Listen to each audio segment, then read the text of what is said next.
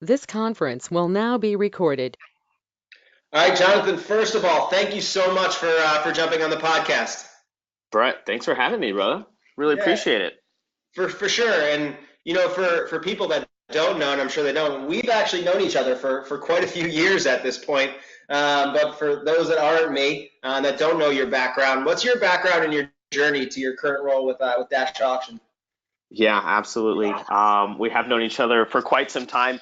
We actually met back when I started my sports career back in 2010 with FC Dallas, Yep. Major League Soccer. I was right out of Oklahoma State University, had a degree in mass communications, always wanted to be in sports, always wanted to be in sales, and was gracious enough to find an opportunity here in my hometown, just right up the road in Frisco, Texas, working for Chris Katsianis and kind of rebooting the sales team effort. And at one point, actually growing the sales team to the largest ticket sales team in Major League Soccer at the time.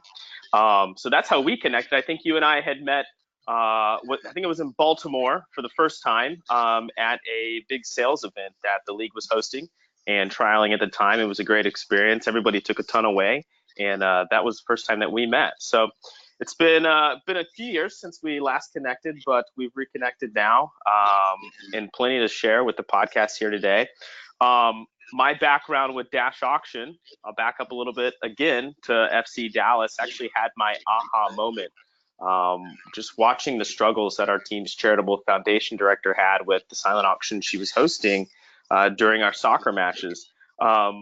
Melissa would basically set up a pen, paper, table, chair auction for the foundation where she'd auction off different types of team memorabilia and team experiences. We had a venue of 20,000 people, which sounded like a great traffic area to be at. But at the end of the day, it was actually a big missed opportunity for Melissa. These auctions were very labor intensive for her. She didn't get a whole lot of foot traffic. Fans were really at the game for the game, not the auction.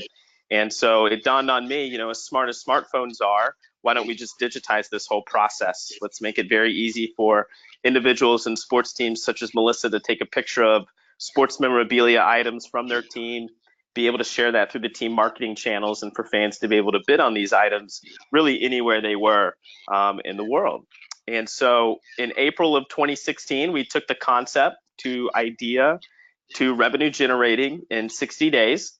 And since April 2016, we've gone from 0 teams to 66 teams that now work with Dash. What we found very early in the process, Brett, was that digitizing auctions was very simple. Making people like Melissa's lives much more easy, efficient, broaden their auction audience was a simple thing to do. Make things more convenient for fans was a simple thing to do. But what we started to learn, and this was kind of my hunch and assumption when we started the business, was that digital auctions and the fan engagement and the attention that fans gave these auctions in a digital environment could help teams put more butts in seats, activate sponsorships and partner activations, act as a really strong data capture and sales pipeline, but also amplify the game day experience and act as a merchandise platform for teams as well. So that's been really a big key to our success in helping teams digitize their auctions. We call that Auctions 1.0 here at Dash, but Auctions 2.0 is how do I use a digital format for the auction to put butts in seats and amplify the game day experience and make it a real strong, viable piece of a sports team's business model. So you raise a good point in that too, and that one of the things I love to hear you say is that people come to the game for the game, right? And I think a lot of times we see a lot of professional sports teams that do these silent auctions. They'll have a ticket sales table and they'll try to make the ticket sales table cool, but ultimately they're left disappointed by the results that they get from the investment that they make in both of those sides. And a lot of it's because they're not taking it by the scruff of the neck, right? The reality is on game days, to your point, people are there to watch the game, and unless you find a way to really disrupt that pattern, the pattern of walking into the stadium, getting some food, going to their seats, watching, having to go to the bathroom, going back to the seats, unless you find a way to really disrupt that pattern, your investment on that side, if it's not disruptive, isn't going to work. Am I crazy when I say that, or No. is that the truth of the pattern? No, not at all. I think the biggest disruptor in the game day experience in the past, let's just say 5 to 10 years, is the prevalence of cell phones Whether you're riding the bus to work or sitting on a train or the subway, whether you're going to a restaurant, whether you're at a sporting event. I remember 3 or 4 years ago in the sports world, people were like, holy crap, everyone is constantly on their phone. I'm the Cleveland Cavaliers. I've got LeBron James on the court, and people are on their cell phones looking at Instagram, Twitter, they're taking selfies. And so to be savvy enough to find a way to disrupt that flow and get into the palm of fans' hands while they're at games is such a key element of what's going to drive business for professional sports teams, not today, but 5 years down the road as well, 10 years down the road as well. And it will change. The attention span and where fans are paying their attention during games it's something that most people need to pay attention to. Big brands are doing it right now, but finding ways to disrupt that game day experience in a pleasant way where it attracts fans, it engages fans, it becomes a worthy business endeavor for professional sports teams to spend some time and effort dedicating to disrupt in a pleasant way with fans is something that's very top of mind for us at Dash, and we find that auctions are a good way to capture fans' attention. What better way to get a hold of sports memorabilia than directly from the games that are being played? What better way for teams to capture that data and manipulate in a positive way the game day experience through an auction platform in a digital environment? The longer that we can keep fans on their phones at games, being exposed to our brand, the better we are.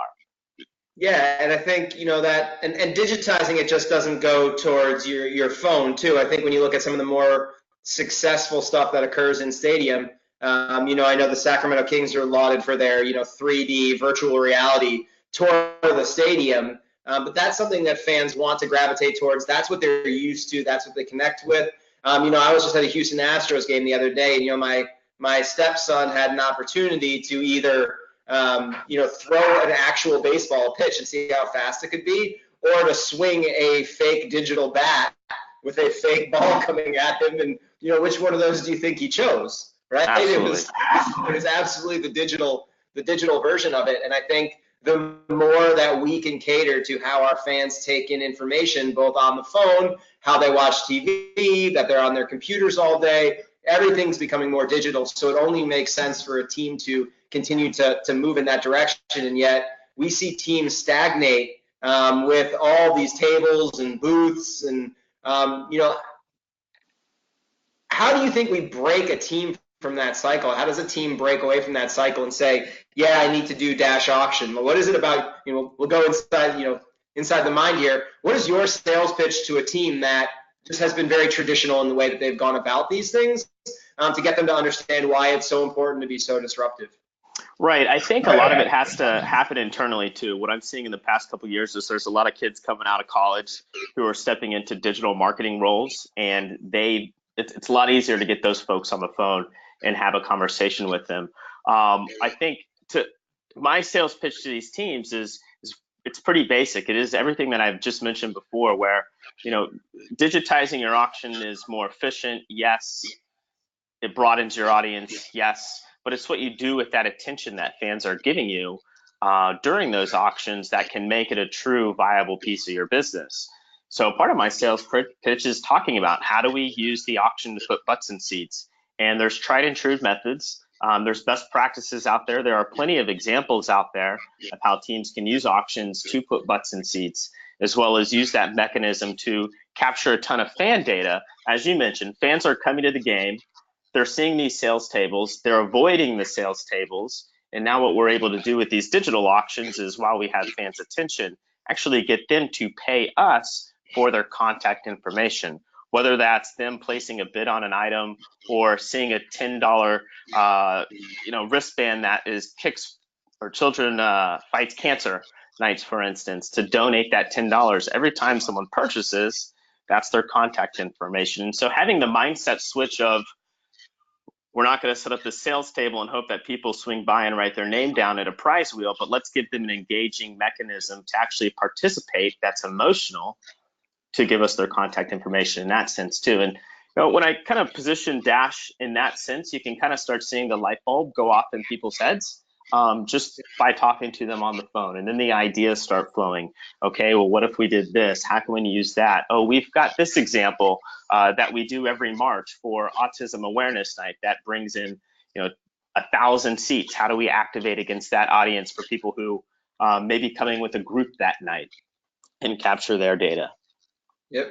So we'll get to how do you sell, how can you visualize selling tickets through the site in a minute, just because I'm a huge fan of that. But I want to take a step aside, and I want to talk about the leads, because I think a lot of times people mischaracterize these leads. I know that we did at the Houston Dynamo. So we would do the dash auction, and then a couple days later, I wouldn't be informed by community relations that we were doing it. It would happen. And then I'd ask for the leads, and they're like, no, we're just going to put them into the email list. But these leads are incredible leads, right? Because a lot of times they are taking that extra action of wanting to spend money with your team and your organization. And one of the things I always told my reps was, listen, if you see people in a merchandise line and have a conversation, if someone's buying a jersey of your team, what are the chances they're not going back to the game? So can you talk about how community relations teams should interact with, for just the merchandise auctions? Can you talk about how community relations and marketing should work with sales to get these leads? Because they're such incredibly valuable leads. And, if sales isn't taking ownership of those leads, or those leads aren't getting passed along, we're losing unbelievable opportunities. Yeah, I agree with you. What was incredible to me when we launched the platform is how many people paid attention to this, and the leads that came out and the data that we were getting. And I'm thinking, boy, if I had this list of names of people who just said they wanted to spend $250 or $400 or $600 on a jersey, I would love to call them on a Monday morning and say, how was your game day experience? And Yep. so a lot of the conversations that I'm having with front offices right now is exactly what you're talking about here, is that these are solid leads. These are great data points. Now, who is executing that auction? Is it the CR department? Is it the ticket sales department? Is it the merchandise department? And who's going to oversee these leads that are coming in? I always tell teams, traditional jersey auction is 25 jerseys at a hockey team. Well, usually there's 100 bidders on these jersey auctions. Well, what happened to the other 75 that bid that didn't win? They're walking right out of these doors with nothing in their hands when they just said they wanted to spend some significant money. And so we give all the data back to teams when these auctions conclude. And a lot of the times, they just kind of sit there. There are some teams that activate against that database, and they'll have ticket sales reps that call them the next day on Monday and say, Mr. Smith, we saw that you bid on a Jamie Benn jersey. We're so bummed that you didn't win that jersey, but I have this second opportunity here for you. It's not a game-worn Jamie Benn jersey, but it's a Jamie Benn jersey. We'll throw in 4 tickets to a game of your choice or a flex plan. And by the way, you know what? We'll get that jersey signed for you as well. And that's a mechanism to tie a ticket package together and reach out to those best leads, because not all of them could be in your database. And if they are in their database and they're purchasing, they certainly need to be identified and understanding, what is their affinity at a fan level? How many games are they coming out to? Who are they coming with? How can I save you some money on a couple of flex plans or a partial pack or season tickets? Well, I think what's really smart about that, sorry to cut you off if I did, but we had Courtney Blake on just a couple weeks ago to kick off the technology month, because with the Kings, and they do some remarkable stuff. And she just talked about customization, personalization. And here you are with this data from these people on these players whose jerseys they're bidding for. And so being able to create that personalized and customized package, that's where we have to take this, right? Because they are giving us incredibly valuable information. And I would say that even just making a phone call to these people, just to see if they want to buy tickets, is a disservice to the quality of information that we're getting through the auction site, right? Absolutely. I agree. I think it's going to take, in some of these front offices, they work in silos. It's, merch, ticket, sponsorship, marketing. Everyone tries to feed things through marketing. Marketing tries to do as much as they can. But the more there's oversight and collaboration among all these departments on what is being generated through this platform, the more successful it will be for the teams. Delegating where these leads go to, delegating where these items are coming from. Are they coming from the CR budget? Are they coming from a marketing budget? What are we doing with them? Are we calling them? Are we dropping them into an email database? Are we retargeting them in a personalized message via email or on social media campaigns. Is all things that these lists can do, but we just see small little silos picking them up right now.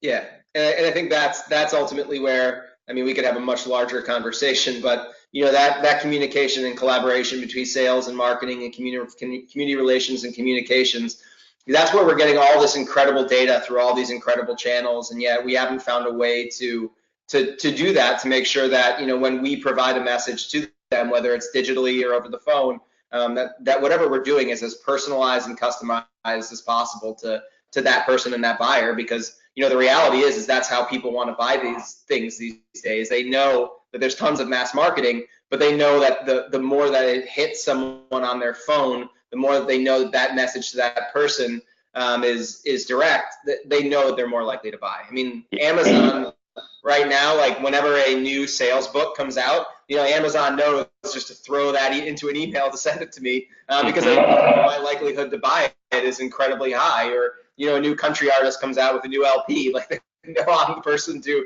ship it to. And in sports, we are collecting this information. We're just not putting it together in the way that some of these bigger organizations are. I agree, and we're very, very lucky to be working in sports too.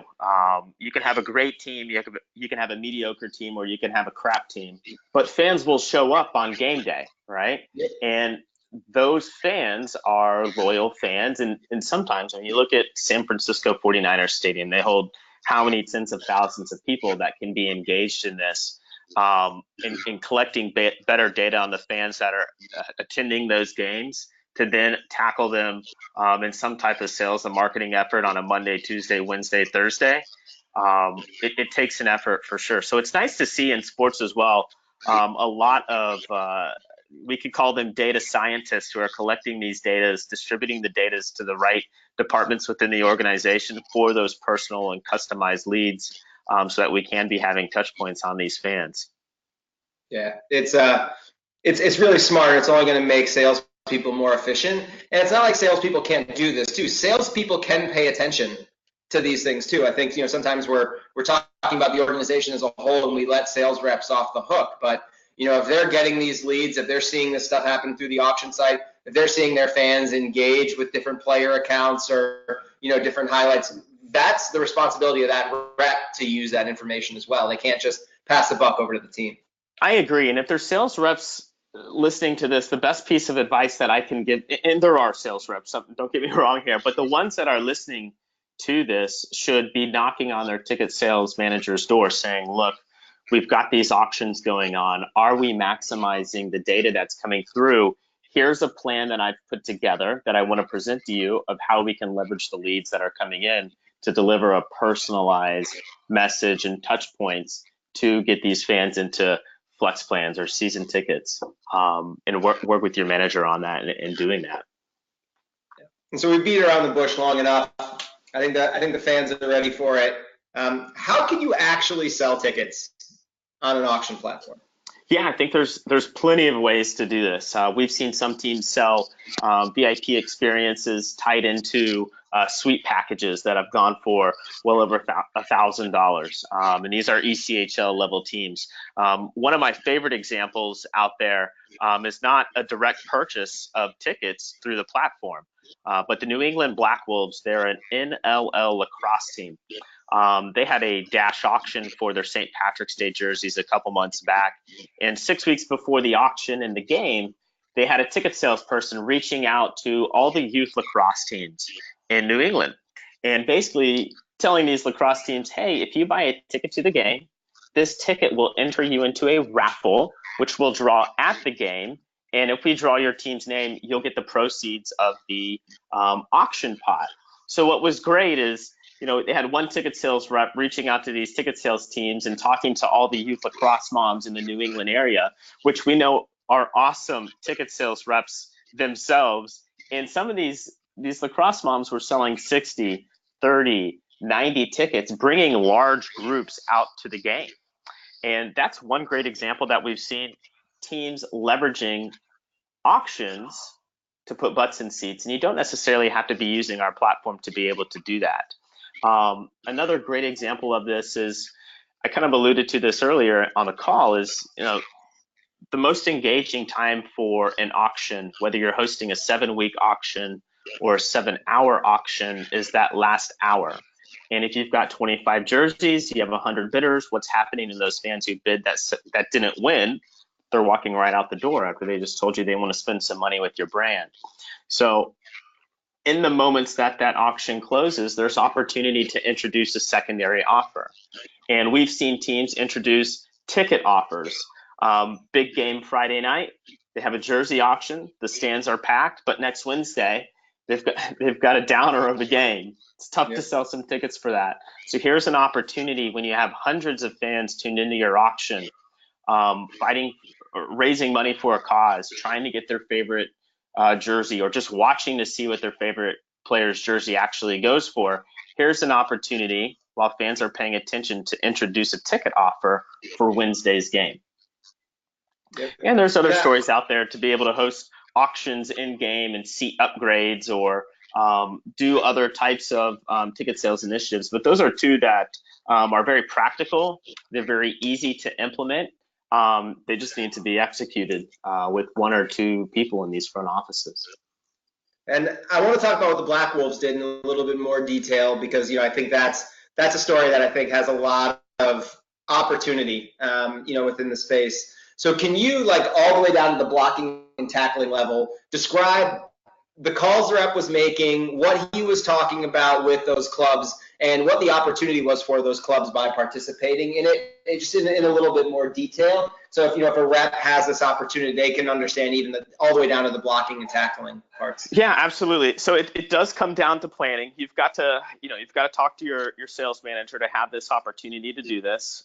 It comes into the planning of setting up a sales campaign with different touch points: phone call, emails, voicemails, and at least 5 to 6 touch points. But the message going out to teams is, look, we've got one more game this season, or we have a big game coming up this season. It's one of our biggest games. Every year, our players wear themed jerseys. These jerseys are being auctioned off. What we want to do is give back to our community and bring out youth lacrosse teams. We can use it as an opportunity for teams to learn the game, an opportunity for the team to come together outside of a practice or game setting and do some team building. And it's an opportunity for everybody's family to come out as well, be exposed to the New England Black Wolves, have a good time, get away from the day, and spend 3 hours with us. That message extrapolated over 3, 4, 5 touch points with fans works well. Additionally, on top of that, the easiest way to execute the ticket sales transaction for a sales rep is to set up a ticket link, whether that be with Ticketmaster or whomever your ticket provider may be, that is able to track you as the sales rep, but also to be able to track the transactions that are taking place on a team level and capture those fans' data along the way as well. So it takes effort for sure, not too difficult, but certainly want to have one person, one message, multiple touch points, and making it easy for these youth lacrosse moms to extrapolate one link to their team that tracks all these fans. On the back end, what you're doing is setting up your raffle for these fans, where you're taking, if one team has 63 tickets, you've got 63 raffle tickets. One team has 20 tickets, you're taking 20 raffle tickets. You're cutting those up and literally putting them into a fishbowl. It's that easy. If you wanted to take it one level further, you do the drawing during the game, such as the Black Wolves did in their first intermission. In the second intermission, team came down, there was a check presentation, everybody's photo was taken on the field, and it was an awesome experience, not just for the teams, but for the fans who won those jerseys as well. And tying that all through back to the auction campaign, auction site was a brilliant piece of marketing for the team and the organization. Absolutely. The team that won ended up walking home with $3,000 that night, and there were 18 fans that walked out happy because they got their favorite player's jersey. What happened to the data after the jersey auction closed, I'm not sure if that was handed off to a ticket sales rep or marketing or just went to the CR department. But again, another touch point to have on those fans that Monday morning after that Saturday night game. So we've talked a little bit about the second one, the opportunity to retarget fans after they've gone through this buying cycle and this buying process. I'll put you in as the director of ticket sales for a pro sports team, and saying we just went through the St. Patrick's Day jersey auction. How would you go about strategically turning around and retargeting to those fans? What would the deal and the package look like? What would be the execution of that and the opportunity you'd probably put in front of them? Yeah, that's a great question. It's a key component to ensuring success. And the number one thing is for a ticket sales manager when they're introducing this offer is to keep the offer authentic. If it's just a normal off the back jersey auction, you may not want to be selling tickets for troops. But if you've just had your military appreciation jersey auction on Saturday night and you're thinking about introducing a secondary offer, make sure that that secondary ticket offer incorporates something such as tickets for troops. If it's Jerseys Fight Cancer Night, maybe these tickets are going towards local advocacy groups for groups that are fighting cancer or supporting individuals and families who are going through this tough time. Introducing just a random buy one, get one offer isn't probably going to do it unless there's something that's authentic tied to that secondary offer. Where I would see traction for a lot of teams is probably in the $15 to $20 price point, and introducing that as a per ticket price for fans. Get the opportunity to include that customized portion of it too, because I always say it's the Amazon, you're getting this because of this, right? And I think that's what we miss sometimes. A lot of times when I've worked to do like a group leader appreciation or a group buyer appreciation night, sometimes we under communicate that so people don't know why they're getting this deal, and then the value of the ticket drops. As opposed to having it seen as a genuine positive, because you took this action, we're rewarding you with this action or this idea or this thought. And a lot of times when you see it as a reward, you're more likely to act on it than you are if you're color coding that. So I think the most important part of that retargeting is the messaging that goes into it. You took this action, so we're rewarding you with this action. So in the future, it's not people who are hunting for discounted tickets. It's people who are saying, oh, we should bring our group back because I know that we're going to get a similar offer like this going forward. Or, ooh, I know that I should continue to bid on team auction items in the future because I know that for taking that action, I'm going to get a reward of this action. And instead of devaluing what you get, it actually increases the value of taking that first action. Right, exactly. And as these auctions are closing, they're competitive, they're emotional, which is great. It's something that all digital marketers want to achieve with consumers. And so keeping it authentic in those moments and having those surprise and delight moments along the way. It may not be, here's your opportunity to donate for tickets for troops at a discount. It could be other opportunities such as here's premium seating, but 10% of your transaction is going to our military appreciation 501c3 of the evening as well. Yep. And I think, sorry, keep going. Yeah, I was going to say the way to do this is not to introduce the ticket offer via email or have your reps calling them Monday morning. It is introducing that offer as that auction closes through the Dash platform. Yeah. Fans are already clicking around on that platform. We've seen on average for teams that host auction, fans are clicking through anywhere between 22 to 30 times in a 3-hour window. So you want to be able to make this transaction happen on Dash where fans are already accustomed to doing it and have already put their credit card down, entered their contact information, and it's a one button purchase for these fans. So that is a key point to being able to execute a ticket sales campaign at auction. It must stay on the platform that the auction is taking place on. Absolutely. Same way, if you always tell people this, if you're seeing someone engage with your team on Twitter, as a salesperson, you shouldn't look them up in your CRM and then shoot them an email off that platform. Hey, I saw you tweeted this. That's creepy. Whereas if you actually respond through Twitter and then take the engagement offline there, that's always more comfortable. It's the same exact thing for the fan who's going through that process, who when they're going through that process the first time, all of a sudden they get an email from the team being, we were spying on you while you were doing this and we want to give you this. It's actually way more authentic to go back through the channel that they were just on. Right, and it's very easy to re-engage them as a team on the platform that you desire. After they make their purchase, it may be a Monday morning email. It may be a phone call from a sales rep. Hey, we saw that you got your tickets. We're going to get those in the mail for you today. Do you need more? How many games do you come out to each season? Who do you come with?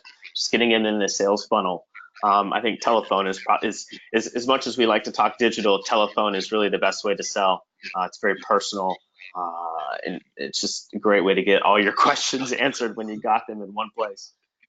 So this platform, as you know, the first time we started talking about it, really got my head spinning on this. And I thought about how can we use distressed fan experience packages or group sales opportunities that haven't been sold through yet. How can we make sure on nights where we are struggling from an attendance standpoint, we can use this as a way to spur action from our fans and our opportunities. So as we continue to think and brainstorm on what are the next iterations of how an auction platform can help teams move inventory or create deeper partnerships with their corporate partners, as you mentioned earlier, what are some of those next iterations and what are some of those opportunities that you see that teams may not have done yet, but you think is definitely within the future? Yeah, I think we're very early in the digital auction game day experience for fans. I mean, we have to take a step back here and put some perspective and light on this situation where it really wasn't until recently, maybe the last 3-4 years, that we've been able to digitize the silent auction experience for fans. It's 80 years prior, it's always been this post-game jersey auction or pen and paper auction that happens on the concourse. As we move into the next iteration and the next big initiatives, it's going to start being seen by teams that put more thought process into their auctions and host more consistent auctions. It may not be jersey auctions every game, but it may be an auction every other game where it may be a player signed shirt, pucks that just scored goals from the game that you're attending, the broken stick that just happened right in front of you. And as that happens, teams are starting to spend more effort in marketing their auctions because they're starting to see the value. The next iteration of what auctions will become as it relates to the game day experience, I mean, the sky is really the limit. I think what will guide that is the attention span that fans give us as they walk through the door. It's like we talked about at the beginning of the call. How do we disrupt in a pleasant way that game day experience to bring fans into the digital platforms that we want them to engage with? And so what some of the conversations that we're having with other technology providers out there of what we can do with these auctions is taking these auctions and putting them inside of team mobile apps as sticky, compelling content. We've got some teams and technology providers who power all the in-game communications inside the arena who are asking us to develop software that will allow them to put two bidding fans' faces on the scoreboard and say these two fans are bidding on this item. And imagine if your face shows up there, if you opt into that and you see the other guy on the other end and he's a well-known celebrity in your community and now you're bidding against that person. Now it brings this human element and more competitive nature to these auctions that are taking place. You walk into your arena and you get a notification on your team mobile app that auction items are coming from the game that's being played tonight, and you may be walking into a basketball arena and you open up that push notification and there's 3 game used balls. Later on in the auction, big play happens, player scores a 3-pointer and his jersey goes up for auction in the moment that it happens. It becomes very emotional and engaging.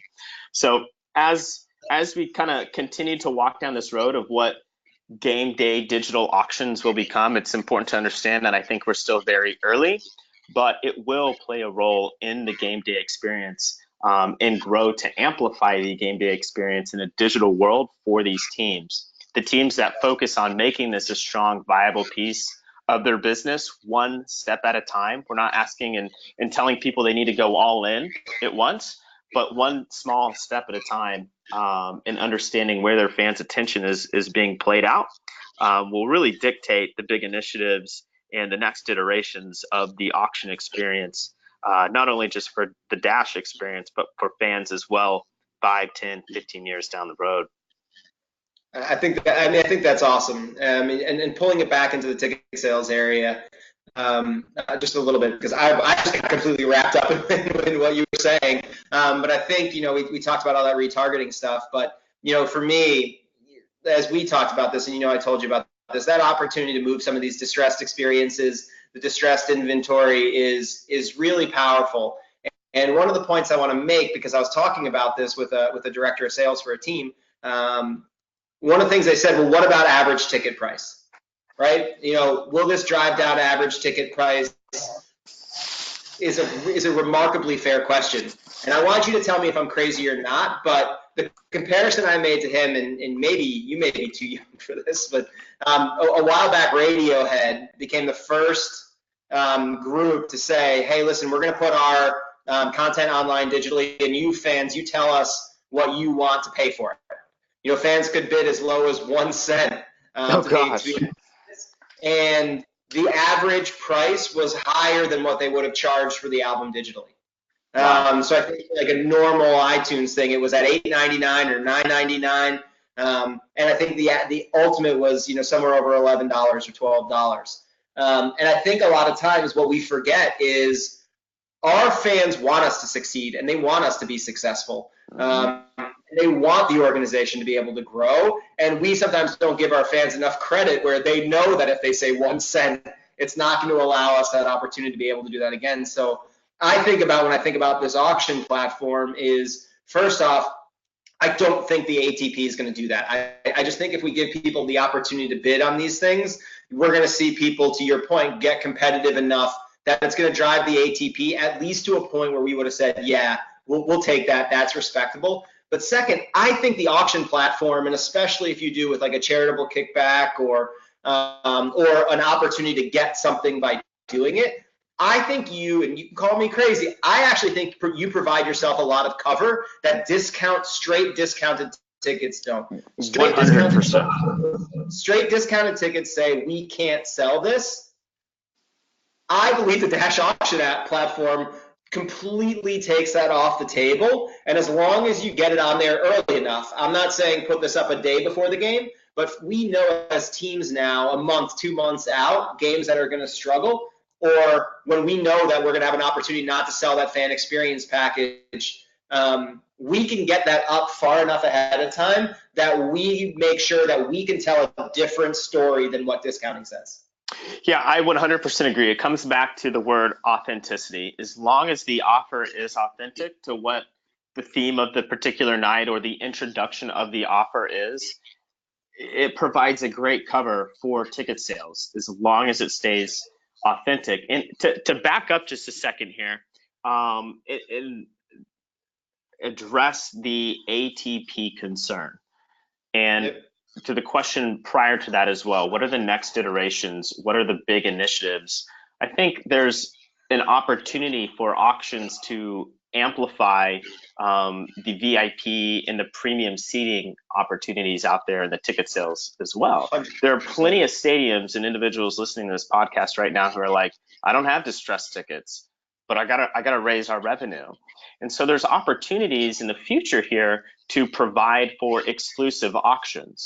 So if your premium tickets and your suite sales are selling out like clockwork, it's easy. Every year, everybody renews, no big deal, but you're struggling, okay, how are we going to increase ticket price? Because we're kind of on that brink. Do we go up 15%? Do we go up 20%? Well, introducing auctions is an added benefit for premium season ticket holders or suite holders, where they are the only ones that have access to the in-game auction that's taking place to be able to score memorabilia from the game they're attending right there, is another iteration, an initiative that I think we will see in the next 12 to 18 months, that as I've shared this idea has really gotten some interest from the VPs and the managers of a lot of ticket sales departments across a lot of sports teams in North America. So that was one point I didn't touch on, but as you kind of brought up this distressed ticket sales, I think it's a point that needs to be brought home of what could these auctions become. Yeah.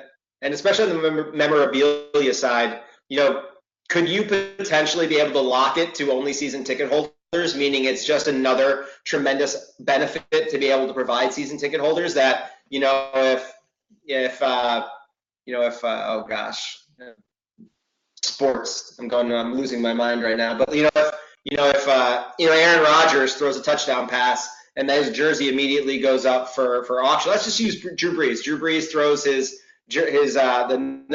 highest completion person in the history of the NFL. That jersey goes up. Only season ticket holders are able to have access to it. Can you create that bridge where now all of a sudden people are saying, like, oh my gosh, I got to be a season ticket holder because I can't miss the opportunity to get access to that?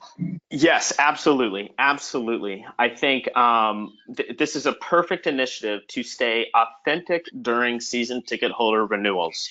So Major League Soccer season's coming to a close. FC Dallas has a jersey off their back auction coming up in just 2 weeks.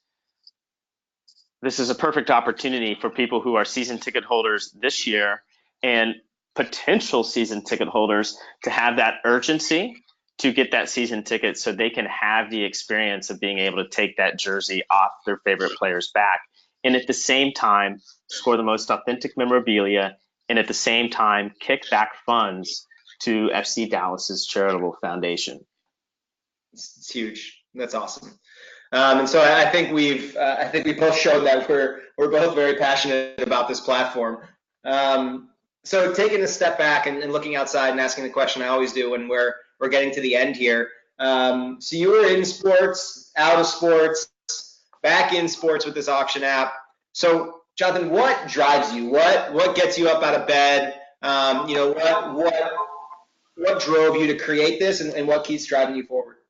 I think two things. One, I've always had the determination to do something big with my life, something meaningful that also gives back to others. This is a little out there when a lot of people hear it for the first time, but my biggest goal in life is to actually go and race at the biggest sports car race in the world, which is the 24 Hours on Le Mans. I've never raced before. However, I've seen a lot of successful business people who have a passion for motorsports be able to build a big enough business that affords them the opportunity to go do those types of things. Number two, so that's like my 40,000 foot view. If I accomplish that and die the next day, I'm totally cool. To get there, a lot of cool things are going to have to happen in my life, and I'm going to have to create a ton of value for individuals, not just here in sports, but for consumers all across the country and around the world. And as I was working at FC Dallas and I was watching Melissa host these pen and paper auctions, and being the creative guy and big dreamer that I am, I'm thinking to myself, we have the opportunity to change the way that fans get their hands on sports memorabilia. There's no better place to get sports memorabilia than directly from the games that are being played right in front of you. What an emotional way to be connected with your team and your community, while at the same time, as you're bidding on these items, be able to give back to the communities that you live in. And it's going to take several years to be able to change the way that fans get their hands on sports memorabilia. We're still in the very, very early stages, but authenticity, stagnant marketplace where a lot of fans just get their items at the store, at the mall. They have no idea where it comes from. A lot of people are getting jerseys from eBay, and 80% of them are not authentic in what they really say they are. And so having the mission to change the way that fans get their hands on sports memorabilia, bring some authenticity, raise some money for the communities that people live in, and amplify the game day experiences and build a viable product for professional sports teams is what gets me out of bed every day, so that I can go chase my goals of racing at the 24 Hours of Le Mans. I try to say that as serious as I can. It's a huge goal, but it certainly gets me out of bed in the morning. Well, listen, I think, I found this, the more specific the goals are, the more likely the people that are to accomplish them. If I hear someone with a very vague goal, I tend to think that there's not enough determination there to get their job done. So I look forward to drinking a lot of coffee and watching your success at Le Mans in a few years. I appreciate it. And then, one of the things that I love so much about this app, and I think you touched on it right there, is we have such an empty seat problem. We have such a problem with people who are lethargic to get off their couch and go to sporting events these days. And what we need to do as professional sports organizations is not blame our fans for that problem. What we need to do is think about, all right, how can we spur fandom? How can we get people to take that step up off their couch? How can we remind them about why being a fan is so important? How can we teach fans to make sure they're teaching their children why being fans of professional sports teams is so awesome? And I think the upside of what your app can accomplish in terms of spurring fandom, creating stories, retargeting, and making sure that what we get in front of people is customized and gets people to want to take action. I think this is something really special, and I look forward to watching as you continue to grow in the sports space. So, Jonathan, awesome chatting, awesome talking, and look forward to staying in touch for sure. Likewise. Thank you very much for your time today, Brett. You got it, bud.